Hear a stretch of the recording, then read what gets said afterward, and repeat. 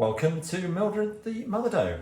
I'm just going to take you through a really simple recipe which will enable you to make a sourdough by spending a few hours the evening before and baking first thing the next morning, so you wake up to lovely fresh sourdough bread. What you're going to need is just what's on the table here. So you're going to need a mixing stick. I'm not sure what it's called, but you can get those on Amazon. Pretty easy to get hold of. A paintbrush is handy just to brush off any excess flour before you bake the dough. Little cutter, you can use a Stanley knife blade, or you can buy one of these off of Amazon, just to do the scoring of the dough. I'll show you how to do that later on. This is essential. This is a banneton, and this is what we rest the bread in overnight, the dough in overnight before we do the baking. Room temperature tap water. So room temperature is 22 to 25 degrees. I'll come back to our starter in a moment. We need a very expensive plastic hairnet, which goes over the dough to help it prove. For this bake, we use a casserole. So this is just a standard casserole dish with some baking paper inside it. And I'll show you how we use that later on. And the ingredients that we use for making our dough. So we use, start with the standard, you don't have to use Waitrose, you can use any good quality, high protein bread flour. So this is a strong white bread flour. I use a wholemeal flour as well with it. So this is from Wessex Mills. But you can use any wholemeal, good quality wholemeal flour as well. And we need some salt. This is just standard sea salt. We'll put that in. I'll show you the mix that we use for that. And we also add pumpkin seeds, and we add sunflower seeds as well to the recipe. And last but not least, we have a sourdough starter, which, as you can see, is all ready to go. And there's loads of videos on YouTube that show you how to create a starter, or you get one from a friend who's already made their starter. I didn't make this one. This one was given to me, and I just feed it regularly. And you can see, as I say, there's loads of videos on YouTube as to how you do that. So that's what you need to make your sourdough bake. And I'm now going to show you how you mix it all together. So let's make our dough. So we start with the starter. We have a set of scales, set those to 0. Simple plastic mixing bowl, so I'm 0 there, and we need 50 grams of our live sourdough starter. As I say, that can be, you can find out how to make a starter or get one from a friend. This one was given to me, and we just kept feeding it. But that isn't exactly 50, that's 52, that's fine. I'm happy with that. Now I 0 again on the scales. That's 0, and 350 grams of room temperature water. In that goes. So this is quite critical. You don't want to have too much water. So just slow down as you get up to the measurement.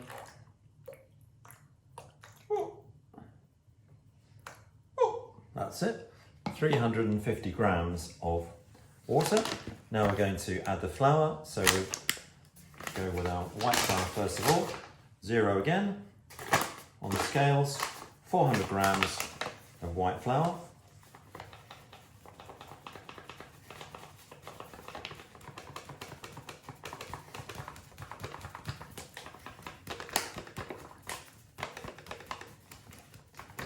We're getting there.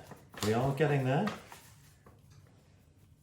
350, 370 odd, 380, 390, 400. So 400 grams of white, 100 grams of brown, or this is brown, but you can use whatever you like. You could use a rye flour just to add a bit of flavour and texture to the bread. But I always use 400 grams of white and then 100 grams of whatever I want to mix it up. So that's coming up to 500. That's my 500. I'll set that aside. I'm now going to measure my salt. And top tip here, measure your salt separately to make sure that you don't put too much salt in. So I'm just using a little measuring spoon, a large measuring cup there, and I've zeroed the scales.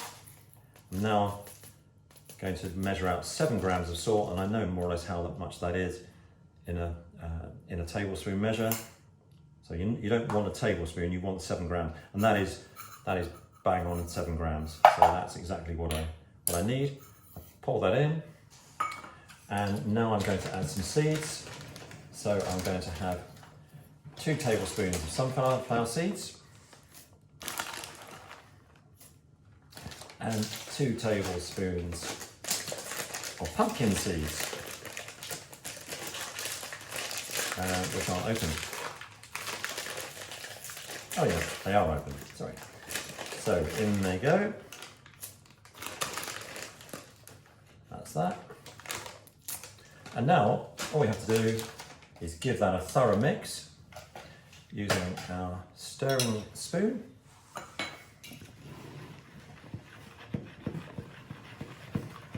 So try not to get flour everywhere. So you can see this is now turning into looking more like a dough, or starting to look more like a dough. And top tip here, use both hands. That way you get a good exercise, good workout in the wrists and the arms, and you don't end up with looking like Popeye on one side and skinny on the other side. So you can see that's now starting to take a bit of shape. I've now got some substance to it, like that. So you can see it's really starting to mix, and then you're starting to pull it, stretch it. And the nice thing about this recipe is you do everything in the bowl before you transfer to the banneton for the overnight proving, and you don't get mess on the work surface or any of that. It's very, very easy.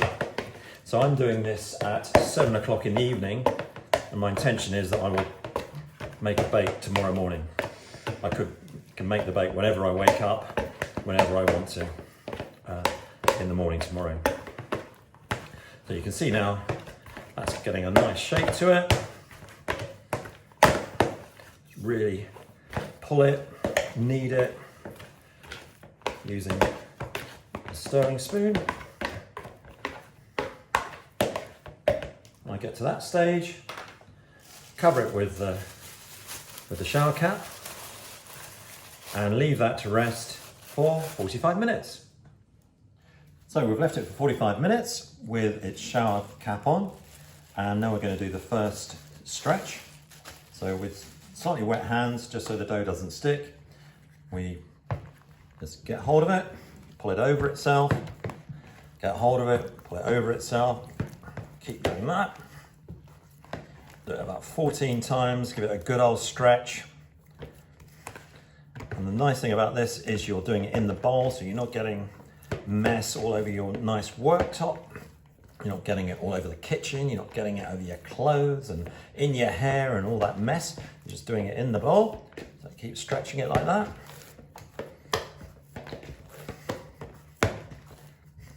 It's really sticky at the moment, and you'll see it takes up more and more shape as we do the subsequent stretches. So you can see that's taking up a bit of shape now. I've done a lot more than 14. I'm doing what I feel is needed to get it to take some shape. So that's it for now. Got some on my hands, I'll just wash that off. So now we put the shower cap back on and leave it for half an hour. So 30 minutes later, we remove the shower cap, and you can see we've got a slightly more solid consistency to the dough. What we do now is we just give it another stretch, 4 or 5 stretches, put a hand in, give it a good stretch. See, it's got more substance to it now. Another stretch, another stretch, another stretch.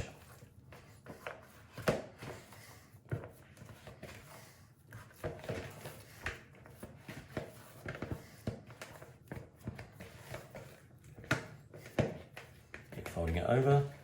And I've done more stretches than I said, just to really try and tighten it up and give it some substance.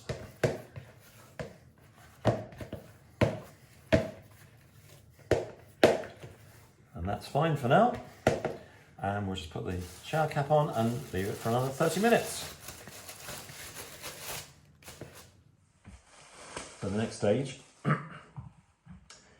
after 4 or 5 folds at 30-minute intervals, we would just give it one final fold, set of folds, and we prepare the banneton by flouring it. Let's get the folds right.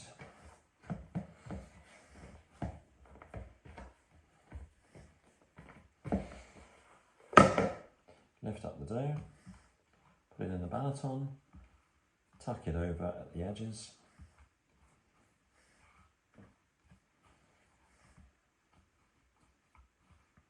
So you're just basically pulling from the edge, pulling a bit more from the edge. Keep pulling like that until you're tightening the dough, tucking it all in. So you're creating a nice little tuck, so you're sort of knitting it together. Like this, one final tuck, and then put a smaller, so I put a net in the shower cap, a knot rather in this shower cap, put that over the top, and then that now goes into the fridge overnight. We left the dough in the fridge overnight with the shower cap on, and you can see it's risen, but not too much. So now what we do is we take our casserole dish, we've got our baking paper inside the casserole dish, and we turn out the dough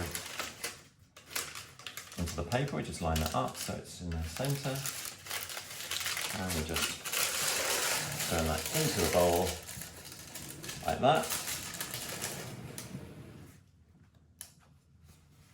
Take the banneton off and get my cutter and just score whatever scoring you like, but you need to do about a 3mm depth when you're scoring. And if you don't score, you will get bubbles, blisters, or whatever you want to call them. And so scoring just stops that happening. Creates a nice little, you create a nice little pattern on it as well as you're doing that. This is quite a nice tool to do this because you can work in the casserole dish quite nicely. So just score that a bit more. Make sure I've got a nice deep cut there.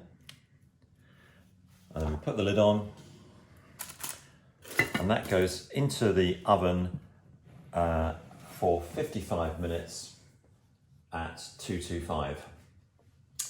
And then we'll come back and see what it looks like after. So it's coming out of the oven now after 55 minutes.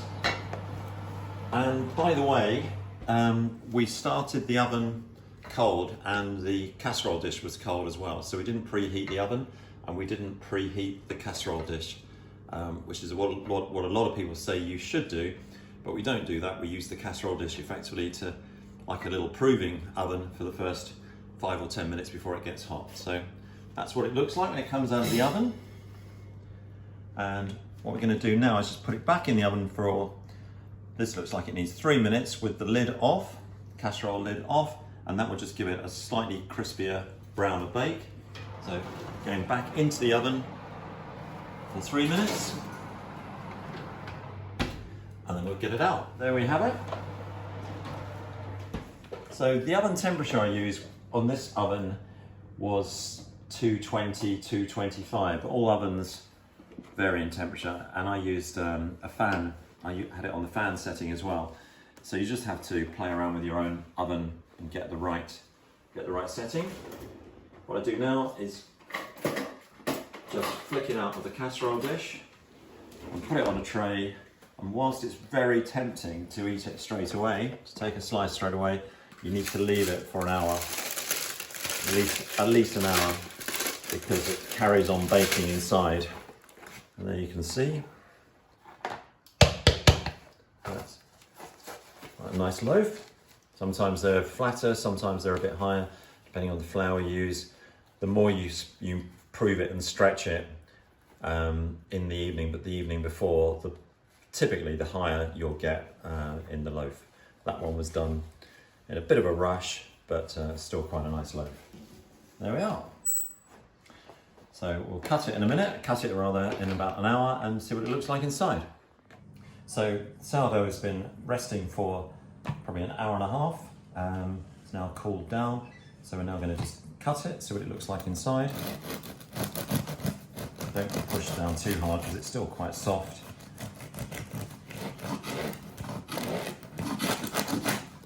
Whoops, a daisy, and there we have it. So quite a nice bake. You can see the seeds in there.